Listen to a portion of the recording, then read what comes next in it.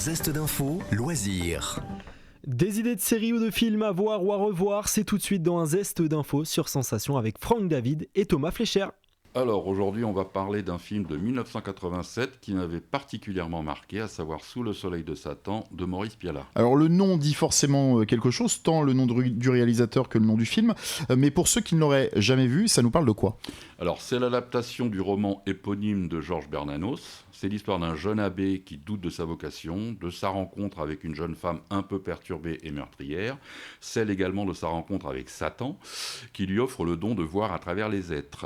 C'est au final le passage d'un homme à la sainteté qui va lui faire accomplir un miracle. Et donc, qu'est-ce qui t'a marqué à ce point dans ce film ? En réalité, ce type de thématique est assez éloigné de mon univers. Je ne suis pas un grand fan de Pialat, ni un lecteur assidu de Bernanos.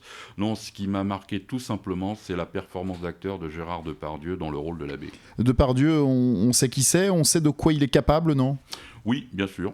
Mais Depardieu, avec sa gueule, sa carrure, sa force, dans le rôle d'un abbé en soutane, c'est franchement l'un de ses plus beaux rôles, selon moi. Et la démonstration, c'est que la démonstration que c'est effectivement un très grand acteur. Après Les Valseuses, Tenue de soirée et tant d'autres films, le voir dans la scène où il ressuscite un enfant mort, c'est juste époustouflant. Et réellement, il y a une intensité dans cette scène, comme dans d'autres, qui vous prend aux tripes.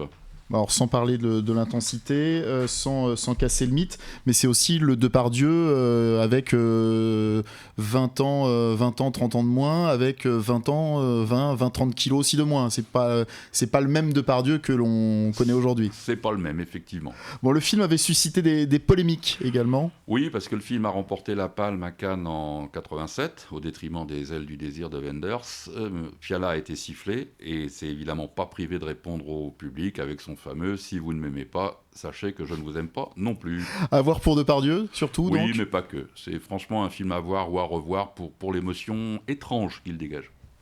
Et pour en savoir plus, vous pouvez retrouver cette interview sur notre site et notre application Radio Sensation.